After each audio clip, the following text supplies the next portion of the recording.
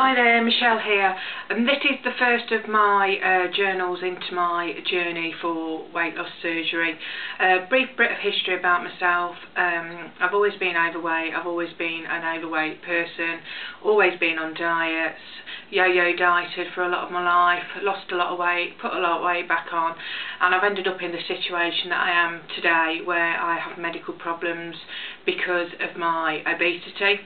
I've got arthritis in my spine, I've got bladder problems, I've got hypertension, I've got sleep apnea, and that's just a few of the things that will be improved by having weight loss surgery.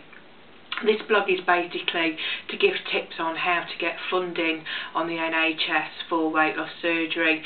The first thing I will say to you is everywhere in the country is different. I can only give you advice on what I had to do.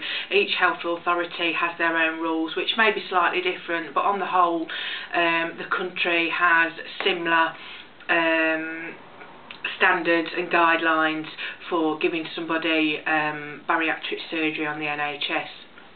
First of all, you need to have a BMI of over 50 with no health issues and a BMI of over 40 with health issues. The health issues can be the ones that I've mentioned, which cause disabilities such as bladder problems, arthritis, hip pain joint, also sleep apnea, which is quite dangerous. It's basically when you stop breathing in your sleep, which obviously can kill you. Now, to find out your BMI, there's lots of calculators online where you can find out what your BMI is. Just put in BMI calculator, and all you have to do is put your height and your weight in, and it will tell you what your BMI is, and that will give you a rough guide of where you are on the scale. Second step, I would say, is go and see your GP. The GP was my first port of call, and they referred me to the hospital to see a Dr. Labib in Dudley at Russell's Hall. He's basically the gatekeeper to the funding for bariatric surgery. You have to jump through hoops. It's not a quick process. I had to prove that I'd tried to lose weight in the past and failed. And I also had to go on a eating plan with him, which was extremely difficult, and I ended up in the end weighing slightly more than what I did when I first went to see him last October.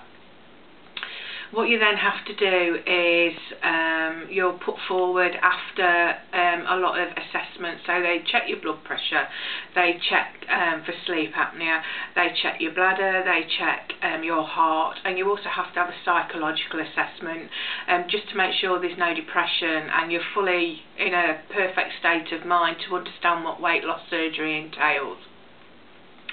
I first started going to see Dr. Labib in October of last year, and eventually got put forward to the board that decides who gets funding in June of last year.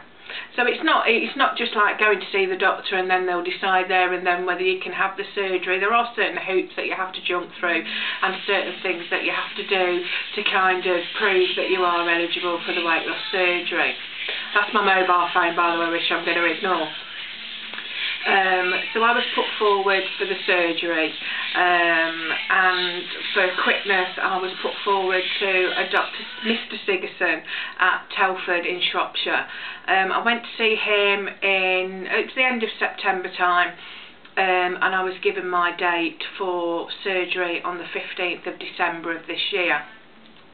Now this first blog is just going to be a quick one, just to kind of give you a bit of insight about myself, about what you have to do to initially try and get funding on the NHS for bariatric surgery. There aren't many people on YouTube that are actually from the UK, and I found it difficult trying to find out information to help me with my journey.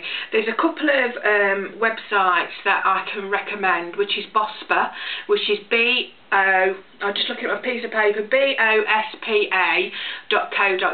They have support groups all around the country for people that are thinking about having bariatric surgery. They have guidelines on what to do to get your surgery on the NHS. It's just full of loads of information that's really helpful for somebody that's not quite sure they want to have the surgery, right through to people that have had the surgery, and giving tips and advice to people that are waiting. There's also WLS, which is weight loss surgery info.co.uk. That's a similar sort of thing. That's run by the National Health Service along with BOSPA. They're really, really good sites to go and visit if you're thinking about having bariatric surgery. Over the next few weeks, up until I go into hospital, I'm going to be having a few more videos filmed and uploaded on about the pros and cons of having bariatric surgery, and also the pros and cons of having your surgery done on the NHS rather than having it done privately.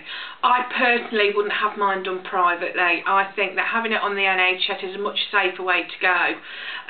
Your aftercare will be a lot better, and you have more psychological assessments to make sure that it's really, really what you want to do. A lot of people go into wanting bariatric surgery, and if they've got the money, that's fantastic, and they can just go in and have it done and then find out that it's not really the right thing for them. So I'll be talking about that in future blogs. If anybody's got any questions, if anybody's got any advice that they'd like to give, that's always welcome, whether it's good, bad or indifferent. I'm always happy to hear either side of whatever story that somebody's got. Please subscribe, please comment, that's what I'm here for. If you've got any questions that you'd like to ask me, shoot away, I'll try and answer them as best I can. If you want to give me a video response, that's also fantastic. But like I said, please subscribe and please comment, and I will speak to you soon. Bye.